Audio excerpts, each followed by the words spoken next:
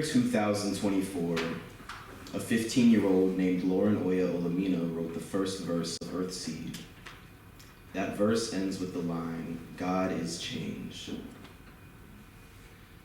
Our groves are not for prayer. Why did you make it religion? It was already true. Your God had a name before you shaped the word in your mouth, before you pressed your hands to plant the first groves where congregations called it God. I'd like to think you remind me of someone who built a family on the far side of a desert, who murmured the names of people she loved to her children, like leaves whispering on the tips of a tree-grown horse with old smoke. But when you began, the air was still burning with California's sand and the dust of your father's ghost. You didn't whisper, you were running. My grandmother never saw what her forebear was running from. My grandmother's God is a root system. All the buried things she can't let go of. She is a davening branch in her ritual lesson, teaching us to drink and breathe. My brother and I were born between deserts.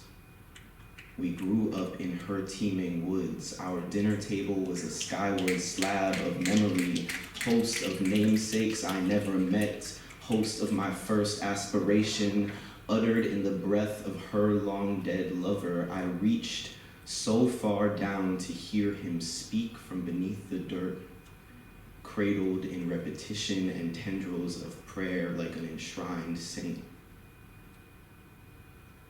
To your God, a green thicket is no different from a desert.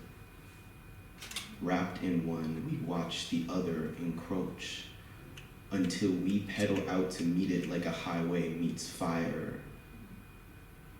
Maybe that's why you made it religion, because history encircles the lives we aren't done living, and we needed something greater than the truth to send us venturing for the future. Now I have intrepid dreams. Often I am a suitcase on a silent platform, straining stoic against zipped teeth and alone, until I feel some unseen bundle stretching my insides wild. 1,000 voices bubble into a Velcro battle cry, and I skid into a nearby crosswalk, slam against the traffic, and burst open. Now I am a seed pod, scattering my contents to the wind. Part of me might even return to an overgrown village her forebear fled.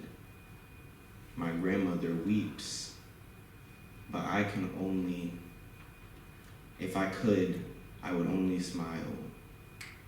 Not to meet some foreign place I've never once called home, just because I was so packed with other people that no place could contain me alive.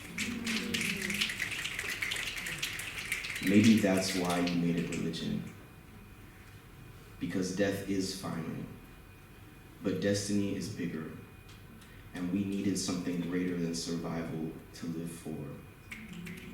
Now we plant groves with the foresight you fashioned, seed bags filled with heaven, cradling hope I haven't seen, like so many breaths from beneath the dirt.